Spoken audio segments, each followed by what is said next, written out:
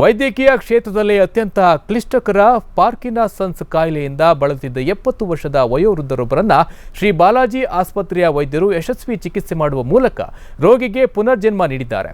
ಹುಬ್ಬಳ್ಳಿ ನಗರದ ಬಾಲಾಜಿ ಆಸ್ಪತ್ರೆಯಲ್ಲಿ ನರರೋಗ ಚಿಕಿತ್ಸಾ ಘಟಕದ ವೈದ್ಯರು ಯಶಸ್ವಿ ಶಸ್ತ್ರಚಿಕಿತ್ಸೆಯನ್ನು ನಡೆಸಿ ರೋಗಿಗೆ ಸಹಜ ಜೀವನ ನಡೆಸಲು ಕಾರಣರಾಗಿದ್ದಾರೆ. ಮೆದುಳಿನಲ್ಲಿ ಹಾರ್ಮೋನ್ಗಳ ಕೊರತೆಯಿಂದಾಗಿ ವ್ಯಕ್ತಿ ಪಾರ್ಕಿನ್ಸನ್ಸ್ ಕಾಯಿಲೆಗೆ ತುತ್ತಾಗುತ್ತಾರೆ. ಈ ರೋಗಕ್ಕೆ ಒಳಗಾದರೆ ಕೈಕಾಲು ಸರಿಯಾಗಿ ಕೆಲಸ ಮಾಡೋದಿಲ್ಲ, ಅಲ್ಲದೆ ದೈನಂದಿನ ಚಟುವಟಿಕೆಗಳು ಕಷ್ಟವಾಗಲಿದೆ. ಈ ರೋಗಕ್ಕೆ ವಿಜಯಪುರ ಮೂಲದ 70 ವರ್ಷದ ವೃದ್ಧ ಶ್ರೀಶೈಲ್ ಪಾಯಗುಂಡ ಎಂಬುವರು ಒಳಗಾಗಿದ್ರು. ಸಾಕಷ್ಟು ಯಾತನೆಯನ್ನ ಅನುಭವಿಸ್ತಾ ಇದ್ರು. ಅವರು ಆಸ್ಪತ್ರೆಗೆ ದಾಖಲಾಗಿದ್ದ ಅವರಿಗೆ ಯಶಸ್ವಿ ಪ್ಯಾಲಿಡಾಟಮಿ ಶಸ್ತ್ರಚಿಕಿತ್ಸೆಯನ್ನ ನಡೆಸಿದ್ದು ರೋಗಿ ಸಹಜ ಸ್ಥಿತಿಗೆ ಬಂದಿದ್ದಾರೆ. ಕೈಯ ಕಾಲ ನಡಕ್ತಿದ್ವಿ ರೀ.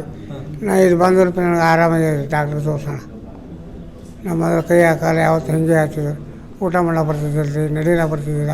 ಸರ್ ನಡಕ್ತಿದ್ದೇನೆ ರೀ, ಜೋಲಿ ಕುಂಡಿರ್ತಿದ್ದೇನೆ ರೀ. ಹೊಟ್ಟೆ ಹೊಟ್ಟೆ ಸೇರ್ತಿದ್ದೆ, ಪೂರ್ತಿ ಮೈಯೆಲ್ಲ ನಡಕ್ತಿದ್ದೆ ನಾನು. ಇದು ಬಂದು ದವಾಖಾನೆ ಬಂದ್ರೆ ಆರಾಮಾಗಿದೆ ರೀ. ಅಂದರೆ ಪಾರ್ಕಿನ್ಸನ್ಸ್ ಮತ್ತು ಇತರೆ ಮೂಮೆಂಟ್ ಡಿಸಾರ್ಡರ್ ಕಾಯಿಲೆಗಳಿಗೆ ಉತ್ತಮವಾದಂಥ ಒಂದು ಶಸ್ತ್ರಚಿಕಿತ್ಸಾ ವಿಧಾನ ಅಥವಾ ಚಿಕಿತ್ಸಾ ವಿಧಾನ ಇದನ್ನು ಯಶಸ್ವಿಯಾಗಿ ಒಂದು ಆಪ್ರೇಷನ್ ಮಾಡಿದ್ದೇವೆ.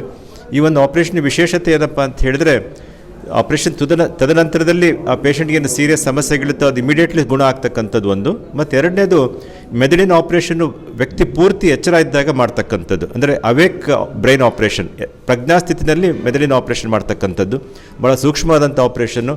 ಬಾಲಾಜಿ ಆಸ್ಪತ್ರೆ SAST ಸುವರ್ಣ ಆರೋಗ್ಯ ಸುರಕ್ಷಾ ಟ್ರಸ್ಟಿನ ಎಂಪ್ಯಾನಲ್ಡ್ ಆಸ್ಪತ್ರೆ ಆಗಿರೋ ಕಾರಣ ಇಲ್ಲಿ BPL ಕಾರ್ಡ್ ಹೋಲ್ಡರ್ಗಳಿಗೆ ಸರ್ಕಾರದ್ದೇನೊಂದು ವ್ಯವಸ್ಥೆ ಆಗುತ್ತೆ, ಉಚಿತವಾಗಿ ಮಾಡ್ತಕ್ಕಂಥ ವ್ಯವಸ್ಥೆ.